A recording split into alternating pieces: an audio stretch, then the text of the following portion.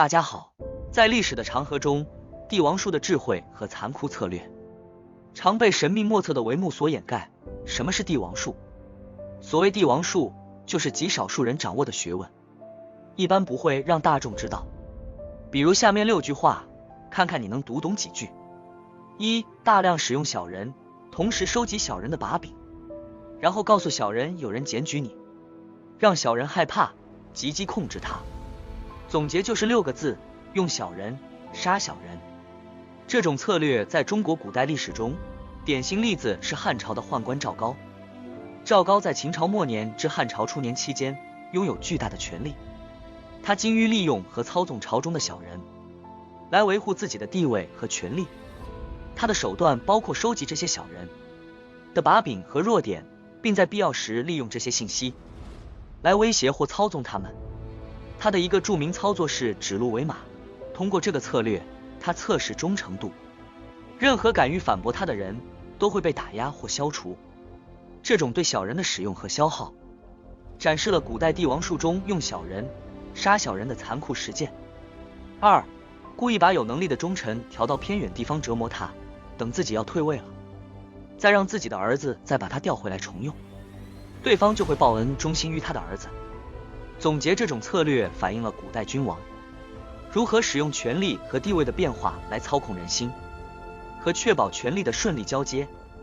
一个与此策略相符的中国历史故事是汉武帝和霍光的故事。在汉武帝晚年，他感到自己的权力逐渐衰退，并开始为其死后的政治局势安排。汉武帝认识到霍光的能力和忠诚，但同时也担心霍光的权力过于集中，可能对皇位构成威胁。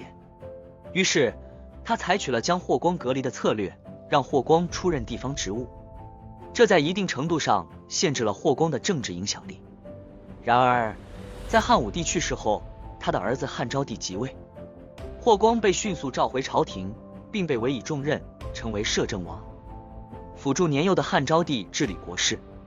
霍光不仅忠心于汉昭帝，还帮助稳定了汉朝的政治局势，展示了其卓越的政治才能和高度的忠诚。这一策略的背后反映了古代帝王通过地缘和政治操控来维护和转移权力的复杂性，同时也显示了忠臣在困境中的忠诚与能力如何被君王用来服务于统治和权力继承的更大目标。3. 打断有本事人的腿，再给他一副拐杖，再让他感恩。这一策略讲述了一种创造危机并提供解决方案的操纵技巧，目的是使得纵者对救助者产生深刻的感激和依赖。这在中国历史上的一个相应故事是汉高祖刘邦和韩信的关系。韩信在刘邦起兵反秦时期初期，并不受重用，甚至曾经屈辱地从刘邦帐下逃走。后来韩信投奔项羽，但在项羽那里也未能得到重用。在这段极度低谷的时期，韩信再次投奔刘邦。这次刘邦透过萧何的建议，给予了韩信高度的信任和重用，任命他为将军，赋予他重兵。刘邦的这一策略极具深意。韩信被打入绝境后，正是刘邦给了他重生的机会和极大的权力，使他得以发挥自己的军事天才。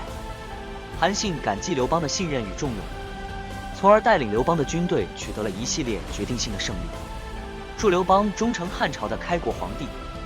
这个故事体现了即通过让有能力的人经历困难和挫折，然后在关键时刻给予帮助，从而获得其忠诚和服从。这种策略利用了人性中对恩情的重视，使得被说明者在心理上对救助者产生强烈的依赖和忠诚。4.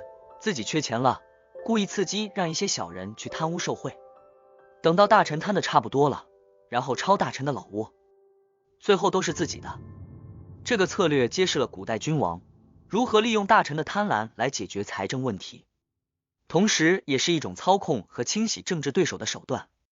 在中国历史上，这类策略被多次使用，其中一个著名的例子是唐朝的武则天。武则天在她的统治期间，对反对她的大臣和贵族实施了严厉的打击。她精心设计了一系列策略来揭露这些大臣的贪腐行为，其中一个策略就是利用他的密探和手下，在朝中散布某些有益的信息或暗示，诱导那些本就贪婪的大臣更加放肆的行事。当这些大臣深陷贪腐之后，武则天便以打击贪腐和恢复朝廷清廉为名，对这些大臣进行了严厉的打击和清算，没收他们的财产，将这些财富归入国库，从而解决了财政困难并巩固了自己的权力。透过这种策略，武则天不仅成功补充了国库，还清除了政敌，增强了自己的政治地位。这个过程充分展示了帝王术中利用大臣的贪婪，最后再将其消除的残酷和效率。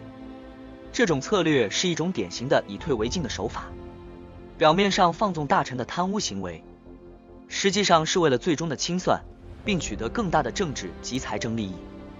5. 自己想报私仇了，故意告诉自己身边的小人，小人就会千方百计的替你解决，然后抓住小人的把柄，让他永远保守秘密。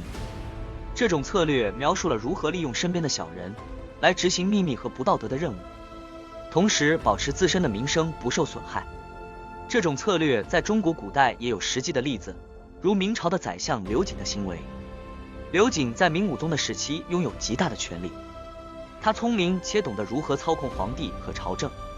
当刘瑾想要报复那些反对他或威胁到他地位的大臣和贵族时，他经常利用自己的亲信和手下，这些人因为欠刘瑾的恩惠或被他掌握了把柄，故愿意为他做出许多见不得光的事情。刘瑾的这些行为最终导致了他的权力过于集中和滥用，引起了其他大臣和贵族的不满和抵制，最终被明武宗下令处死。这一历史事件不仅展示了利用小人执行黑暗任务的策略，同时也提醒了这种策略的风险和潜在后果。这个策略的故事体现了帝王术中利用小人完成肮脏工作的一面，同时也显示了政治操控的深层次危机。6. 为什么一定要养小人呢？首先，小人有把柄，可以随时杀掉，而好人没有把柄，自己想动他的时候却动不了他。这种策略揭示了古代君王如何利用小人来维护自己的权力和控制，同时也反映了对于政治操控的现实考量。在中国历史上，这类策略的一个典型例子是秦始皇和他的宰相李斯。李斯在秦始皇统一6国后，成为秦帝国的核心政治人物之一。秦始皇和李斯都深知如何利用小人来完成帝国的政治清洗和维护统治。李斯曾建议秦始皇实施焚书坑儒的政策，这在某种程度上是利用小人对付那些思想独立、难以控制的士大夫和学者。透过这些策略，他们清除了许多对秦始皇政治理念有意义的声音。在秦始皇的政治体制中，小人的角色不仅是执行者，也是秦始皇用来对抗和消除政敌的工具。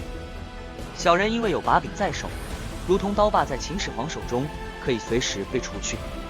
这种策略使秦始皇能够在极端的中央集权下维持绝对的控制。